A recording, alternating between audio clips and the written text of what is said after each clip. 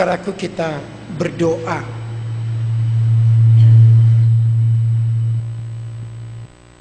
Ya Tuhan, kami bersyukur karena hari ini nyatalah kasih karunia Tuhan.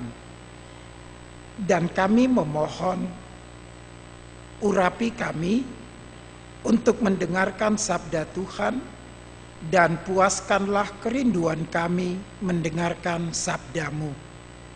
Kami siapkan hati kami seperti bejana kosong yang Tuhan akan isi, dan menolong hamba-Mu untuk menyampaikan berita firman-Mu. Jadilah kehendak-Mu, bersabdalah ya Tuhan, kami siap mendengarkan. Amin. Mari saudaraku, kita mendengarkan pembacaan firman Tuhan lewat 1 Raja-Raja 18 pada ayat 20 sampai dengan 21 dan dilanjutkan dengan ayat 30 sampai 39. Inilah firman Tuhan. Ahab mengirim orang ke seluruh Israel dan mengumpulkan nabi-nabi itu ke Gunung Karmel. Lalu Elia mendekati seluruh rakyat itu dan berkata, "Berapa lama lagi kamu berlaku timpang dan bercabang hati? Kalau Tuhan itu Allah, ikutilah dia, dan kalau Baal, ikutilah dia." Tetapi rakyat itu tidak menjawabnya sepatah kata pun. Ayat 30 dan selanjutnya. Kata Elia kepada seluruh rakyat itu, "Datanglah dekat kepadaku." Maka mendekatlah seluruh rakyat itu kepadanya. Lalu ia memperbaiki mezbah Tuhan yang telah diruntuhkan itu. Kemudian ia mengambil 12 batu menurut jumlah suku keturunan Yakub. Kepada Yakub ini telah datang firman Tuhan, "Engkau akan bernama Israel." Ia mendirikan batu-batu itu menjadi mezbah demi nama Tuhan, dan membuat suatu parit sekeliling mezbah itu yang dapat memuat 2 sukat benih. Ia menyusun kayu api, memotong lembu itu, dan menaruh potongannya di atas kayu api itu. Sesudah itu ia berkata, "Penuhilah 4 buyung dengan air dan tuangkan ke atas korban bakaran dan ke atas kayu api itu." Kemudian katanya, "Buatlah begitu untuk kedua kalinya." Lalu mereka berbuat begitu untuk kedua kalinya. Kemudian katanya, "Buatlah begitu untuk ketiga kalinya." Lalu mereka berbuat begitu untuk ketiga kalinya, sehingga air mengalir sekeliling mezbah itu, bahkan parit itu pun penuh dengan air. Kemudian pada waktu mempersembahkan korban petang, tampillah Nabi Elia dan berkata, "Ya Tuhan, Allah Abraham, Ishak, dan Israel, pada hari ini biarlah diketahui orang bahwa Engkaulah Allah di tengah-tengah Israel, dan bahwa aku ini hamba-Mu, dan bahwa atas firman-Mu lah aku melakukan segala perkara ini. Jawablah aku, ya Tuhan, jawablah aku, supaya bangsa ini mengetahui bahwa Engkaulah Allah, ya Tuhan, dan Engkaulah yang membuat hati mereka tobat kembali." Lalu turunlah api Tuhan menyambar habis korban bakaran, kayu api, batu, dan tanah itu, bahkan air yang dalam parit itu habis dijilatnya. Ketika seluruh rakyat melihat kejadian itu, sujudlah mereka serta berkata, "Tuhan dialah Allah, Tuhan dialah Allah." Demikian pembacaan firman Tuhan, dan berbahagialah orang yang mendengar firman Tuhan serta memeliharanya. Haleluya.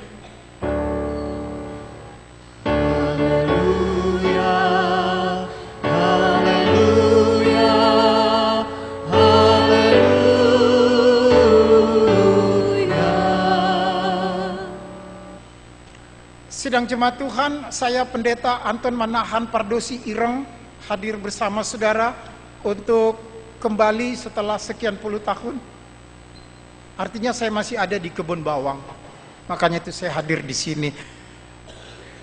Tema kita pada hari ini menjelaskan tentang hati yang bercabang, tidak diperkenan, dan apa yang harus kita kerjakan, itu yang mau kita bicarakan. Bapak Ibu Saudara, saya berasal dari sebuah desa daerah perantauan, tetapi leluhur saya ada nama kampung itu Parsoburan. Marga saya Pardosi ya, nggak pakai A, I. Di kampung opung saya itu ada banyak sekali pohon, dan saya mendata hampir sebagian besar pohon bercabang supaya dia nanti buahnya lebih banyak dan bisa berteduh, bukan hanya manusia tapi juga burung dan ular. Jadi kalau pohon itu bercabang normal. Ranting yang bercabang-cabang itu pun nanti dibutuhkan. Zaman dulu jadi penyangga. Kalau masak air, masak nasi, masak lauk di ladang, itu ranting yang bercabang dipakai untuk menyangga dan digantungkanlah priok itu di situ, masaklah dan seterusnya. Opung saya memilih ranting yang kokoh lalu menjadi tongkat. Dia menjadi berguna. Itu pohon yang banyak cabangnya. Yang menarik saudara, bagaimana jika pohon kelapa dan pohon pisang bercabang? Pasti pohon itu populer karena manusia kepo, pengen lihat, pengen tahu kayak apa gitu ya. Dan kemudian pohon itu akan menjadi tontonan sesaat. Ya nggak mungkin lah tiap hari nonton itu melulu, nanti nggak kerja, nggak melayani, nggak ini segala macam gitu ya. Nah karena itu saudara, pertanyaan saya, lah kalau hatinya bercabang, yang pertama bahasa Jawa, ora umum, ora jama, tidak patut.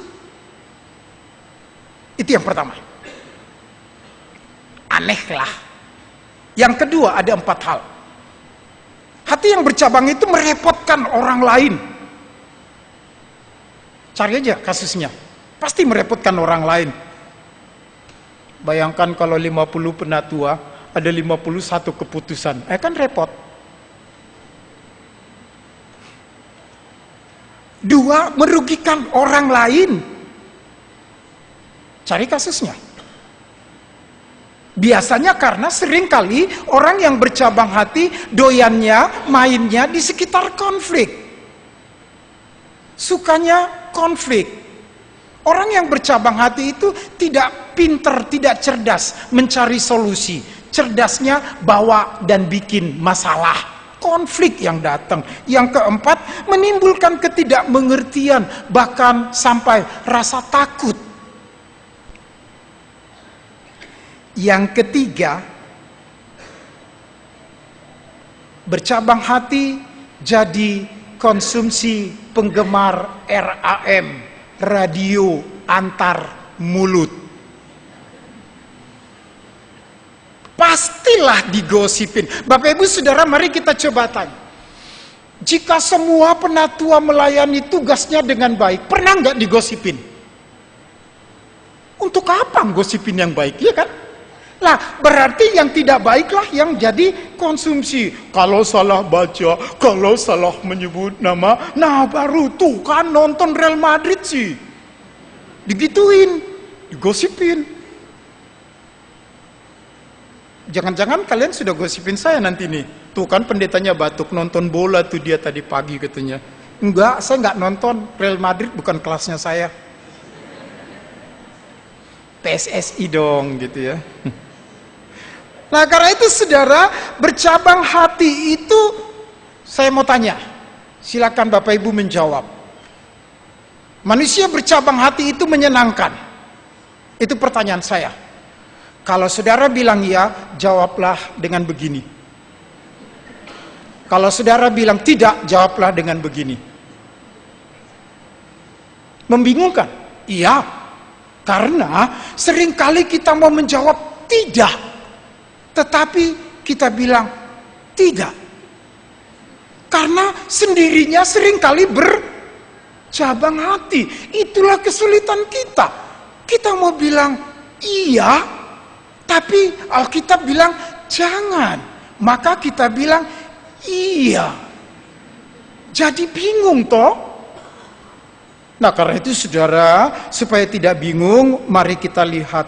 Bercabang hati, lebih sering kita mendengar mendua hati. Mendua hati itu menurut saya adalah, ya saya merumuskan, boleh dong ya saya merumuskan, keberanian gegabah.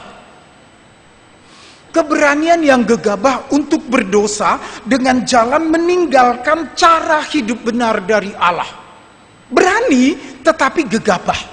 Keputusan itu salah. Ada pertumbuhan. Karena tadinya lurus jadi bercabang. Kan ada pertumbuhan kan. Tapi pertumbuhan yang abnormal. Ada perkembangan. Tetapi pengembangan yang salah aturan. Menyalahi aturan. Berarti tidak dapat diterima. Nah, saudara, saya mungkin bisa membuat contoh begini. Sikap bercabang hati mendua. Ada orang yang bikin dosa minta berkat. Ketemu? Ada? Ada. Nyetor muka datang kebaktian, habis itu bikin dosa di luaran. Jadilah Kristen tomat. Hari Minggu tobat, Senin Sabtu kumat lagi. Atau mungkin di rumah nampak begitu hidup sehat, jadi semi vegetarian. Di luar makannya saksang babi panggang. Nah, kapan sehatnya? Lalu orang seperti saya ini berkata, aku lebih pilih mati daripada tidak makan saksang. Buset dah. Di rumah begitu taat kepada satpam, hansip, ahli gizi. Di luar ngelunjak, bumi gonjang gancing. Kui. Tapi saudara, oleh karena itu maka pada hari ini kita belajar dari seruan Elia. Ini adalah salah satu idol saya pakai kata idol karena bertipikal seperti Yohanes juga, dan saya mengaku saya menyukai karakter Elia karena dia berani menegur raja. Bisa kita bayangkan seorang menteri menegur presiden?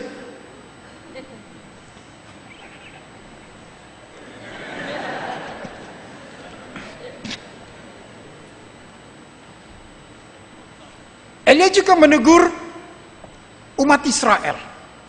Tetapi maksud dia untuk membuat kesadaran kembali, mengelingkan umat itu, agar mereka bersikap tegas, sekaligus berbalik kepada Tuhan.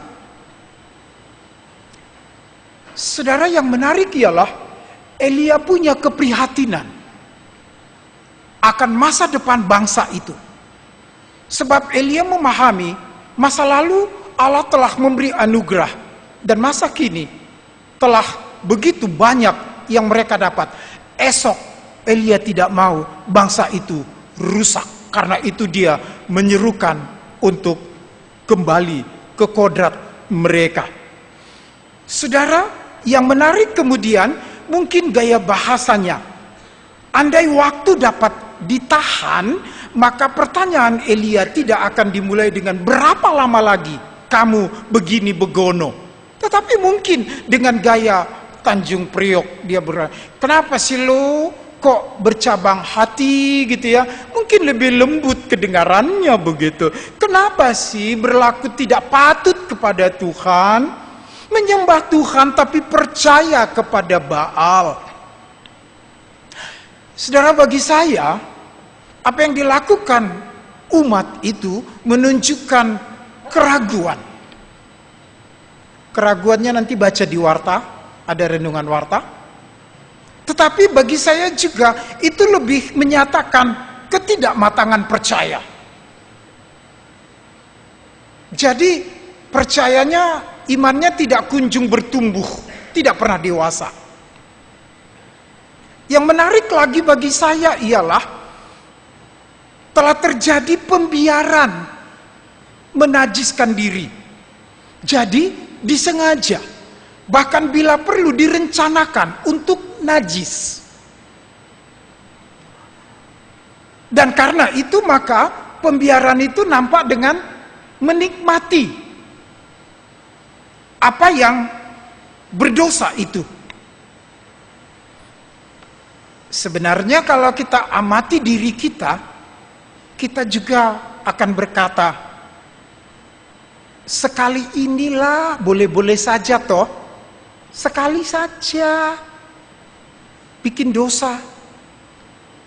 Itu aja kok repot gitu ya. Hanya satu kali. Bapak Ibu ketahuilah bahwa tindakan kedua dimulai dari tindakan pertama. Dan nanti apabila 1, 2, 3 kali, maka dia akan tuman, kebablasan. Oleh karena itu, pikirkan untuk tidak melakukan kesalahan yang pertama. Jika tidak melakukannya. Tapi jika sudah, berpikirlah untuk menghentikan, jangan sampai kedua atau ketiga dan seterusnya. Lalu saya mau mengatakan bahwa pada saat itu telah terjadi sebuah pergumulan nurani dan sangat melemahkan, ialah ketika mereka menolak campur tangan Allah supaya berlaku jahat dapat berjalan sesuai rencana dan target dosa tercapai. Lalu bagi kita itu menjadi bagai semburat noda, bagai panorama, dan tidak menimbulkan rasa kotor, rasa malu, rasa menyesal, tetapi malah enjoy aja dengan dosa. Bapak Ibu Saudara, vokal group tadi saya masuk ke situ untuk maksud saya mensair mereka. Kalau semua orang Kristen seperti sair tadi itu, yang gelisah itu iblis. Karena mereka akan mengatur strategi bagaimana mengubah anggota vokal grup ini besok tidak nyanyi lagi seperti itu. Iblis itu akan capek merongrong mereka. Jadi teman-teman vokal grup, kalau mau buat capek, rajin latihan paduan suara ya. Bikin capek itu iblis. Jangan nanti iblisnya bersuka cita, tapi sambil bersuka cita dia bilang begini, nah itu payah katanya. Udah gampang ngalahin dia. Saudara, saya mau katakan bahwa sanubari yang menolak campur tangan Tuhan itu menjadi tingkah laku yang menyedihkan. Karena saya mau katakan Allah tidak pernah berniat membiarkan, apalagi menyebabkan umatnya najis. Sekali lagi, Allah tidak pernah membiarkan apalagi menyebabkan umatnya najis. Melainkan kita ingin, Allah ingin kita hidup kudus, dan karena itu mendatangkan berkat Allah. Supaya umat menghayati dan menikmati rasa tentram yang pasti dan sejahtera nyata, tidak semu. Tidak juga kelakuan menjadi pemberi harapan palsu. Tidak juga. Nah karena itulah terpaksa Elia menegur keras, bahkan sampai tindakan yang luar biasa yang tadi kita tidak baca dari ayat 22, menantang para nabi-nabi palsu. Lalu ayat 30 membuat tindakan yang luar biasa, membasahi semua komponen untuk kremasi itu, lalu berdoa kepada Tuhan. Yang menarik saudara ialah bahwa Elia meminta kepada Tuhan, tetapi yang dia minta adalah pertama untuk merawat dirinya. Oke, ini yang pertama. Dia minta Tuhan hadir dalam perjuangan itu untuk meyakinkan dirinya bahwa Tuhan tidak pernah mau menjauh dari dirinya, bahwa Tuhan akan menunjukkan kuasanya kepada Elia. Tuhan akan menyatakan kehadirannya bagi Elia. Lalu setelah itu dia bisa menjadikan semua peristiwa itu pembelajaran bagi umat Israel. Catatan saya mau mengatakan, kalau demikian maka siapapun yang menjadi pemimpin dalam kehidupan rumah, siapapun yang menjadi pelayan dalam pelayanan gereja, dia harus mulai dari dirinya. Dia harus bisa menjadi contoh dan meminta kuasa kepada Tuhan. Dia harus berjuang supaya Tuhan membenarkan dirinya dan melayakkannya. Saya sebut pendeta, saya sebut, ya juga para penatua dong, bukan hanya pendeta ya. Oke. Jadi bukan hanya para pendeta yang harus menjadi contoh, tapi juga penatua. Boleh katakan sekarang iya, bukan lagi iya. Karena ini sudah menjadikan tidak kebimbangan lagi, tetapi sesuatu yang pasti. Iya, bukan hanya pendeta, tetapi juga para penatua menjadi contoh untuk meminta kehadiran kuasa Tuhan supaya menjadi contoh bagi umat Tuhan, supaya tidak menjadikan gosip RAM dan iblis capek. Lihat kalian, lihat kita teman sejawat. Nah, oleh karena itu saudaraku, ketika Tuhan merawat iman Nabi Elia itu, umat itu diharapkan kembali kepada Tuhan, lalu fokus berserah bagi Tuhan, dalam percaya kepada Tuhan, dan umat itu pun berkenan bagi Allah, dan Allah merawat saudara dan saya. Mari perhatikan betapa senangnya seseorang dirawat, apalagi kalau yang merawat itu dalam cinta Tuhan lewat para hamba-hambanya. Menyenangkan. Saudara, tindakan serta teguran Elia itu bagi saya, dan kiranya saudara dapat menerimanya, adalah upaya untuk menegakkan kemuliaan Allah dan kepemimpinan Tuhan di tengah-tengah bangsa itu. Supaya bangsa itu mengakui dan kemudian menerima serta mengizinkan Tuhan membentuk Israel dan berkenan bagi Tuhan. Jadi kembalilah, belajarlah dari cara Yosua yang mengatakan pilih. Tetapi tekad Yosua jelas, membawa Israel kembali kepada Tuhan. Belajar dari cara Yosua, belajar dari kehendak Tuhan lewat seruan Elia. Jika itu tidak, saudara, maka belajarlah dan latihlah diri saudara, paksa dirimu untuk beribadah kepada Tuhan.